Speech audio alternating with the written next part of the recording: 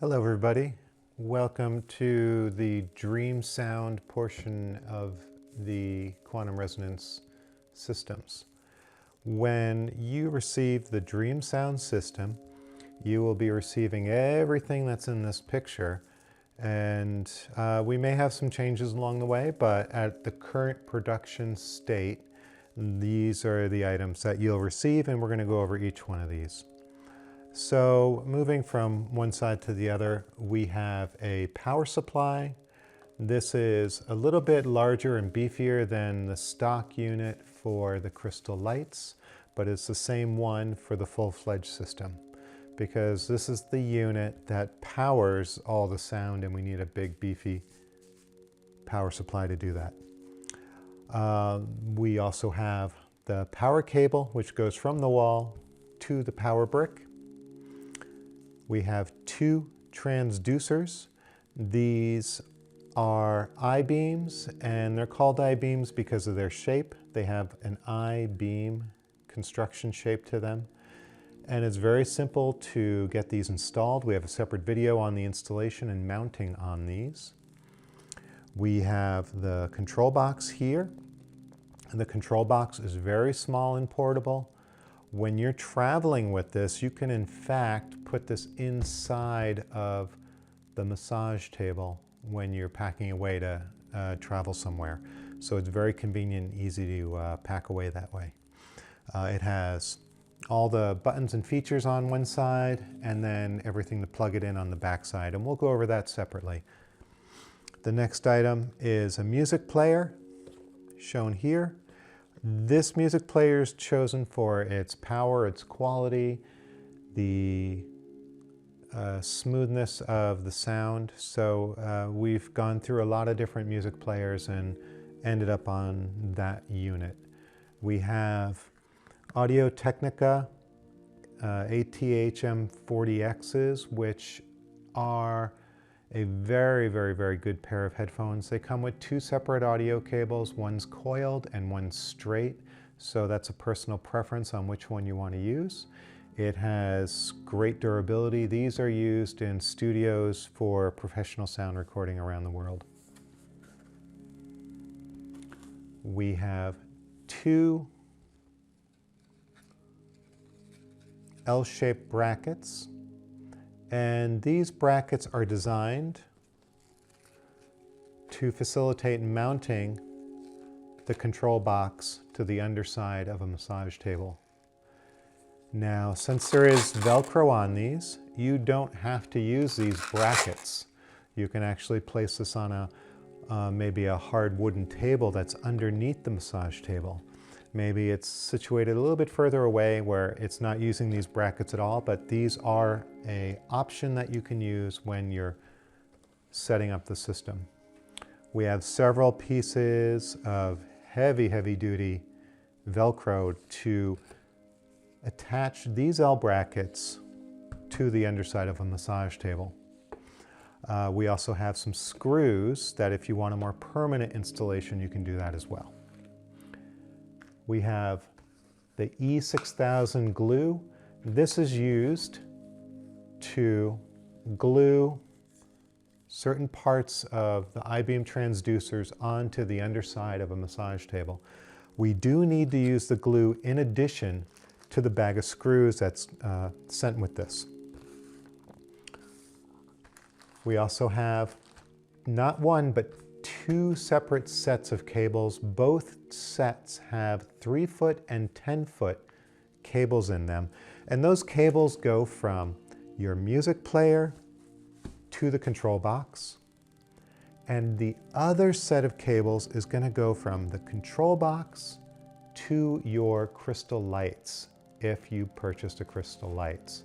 So basically what we're doing is sending the audio information to the crystal lights and allowing the frequency generator to play the frequencies from the music player. So it has a much more profound impact working with the full system.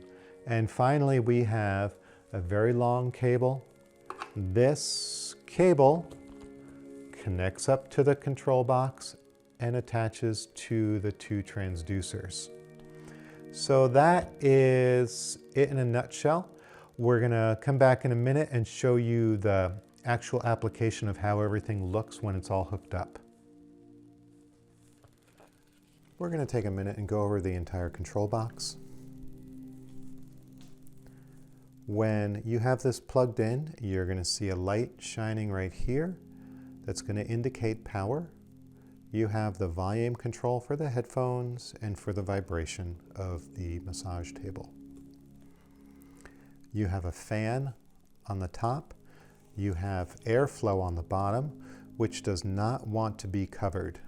So if you're sitting this on something soft and furry, it's not going to allow air to come in. So you need to have a little bit of room there to allow air to come through. This fan up top absolutely cannot be covered. We need to have airflow coming through, whether it's a little bit or a lot of it before whatever it is touching it. So on the back side, we have the power, where the power plugs into. And that works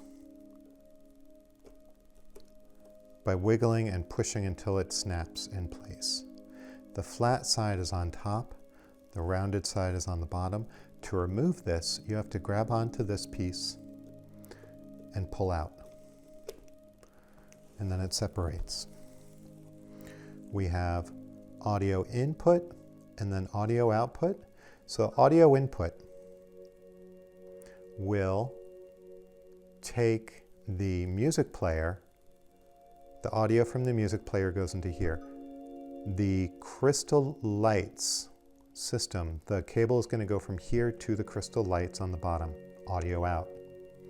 Headphones, that is where your headphones are going to plug in. We have a knob here, and that knob says 20 hertz to 240 hertz. What that is a for low-end music only to pass through to the transducers or the vibrations on the table. We have the choice, when we turn it all the way to the left, you'll hear only the faintest of sounds coming through because it's a very, very small portion that we're allowing through. When we turn this knob to the right, we're going to allow a larger portion of music to come through, so you'll hear more of it that way. It is up to you how you want to run that. Typically, we bring it all the way up on the right side to 240. You get more music out of it that way. Some people may work in office situations where they need to dial this down a little bit because people next door are hearing it. So that's one way to do that. This is a dummy. It doesn't do anything. This is a charger out port for 5 volts to charge up the music player or whatever else that you have. So you can keep something plugged into that and charge it. This transducers, that is where the cable comes from here to the transducers. So that's the back of it. It's pretty straightforward. Here's the master power button. The button is red. It will not illuminate. Okay, it's just there as a color. And finally, we have Velcro on the sides. And we are back. We're going to go over the wiring on this. So we have the wire, the cable coming from the wall outlet to the black box, from the black box to where it says power 24 volts on the bottom of the control box. And I'm going to take this away to reduce confusion. The next cable we're doing is from the music player to the audio input.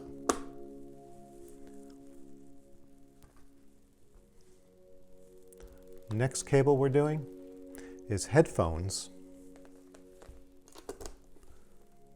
to there. We would take one of these longer cables, take it from the audio output and bring it over to the crystal lights input. And finally, the transducers. The transducers, even though it's shaped like an L, it's going to go in sideways. Going to go in at an angle. It's not quite. And then it clicks over and becomes in line with the control box. To remove it, pull back on the silver part and twist. And it's a small 15-degree twist. Put it in,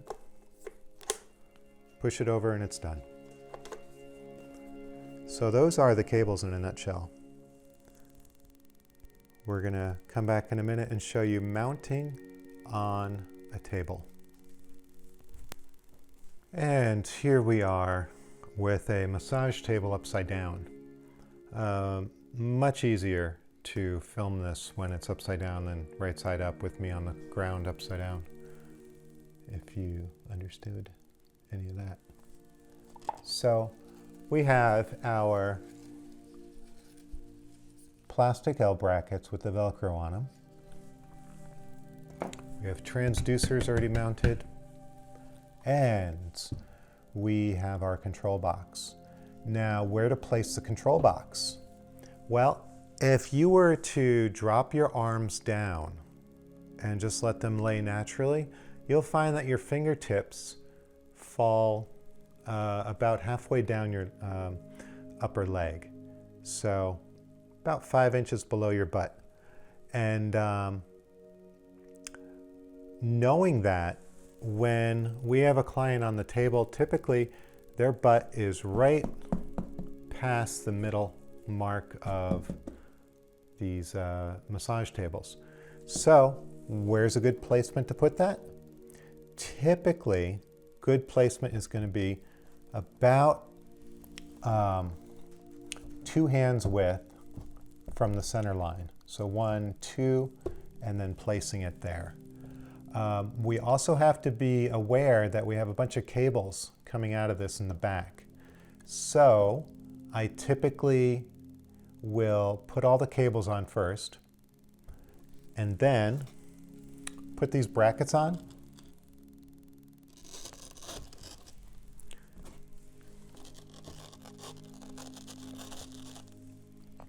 And move this around with the cables, finding a good spot for it. And if you do this when it's upside down, it is a lot easier.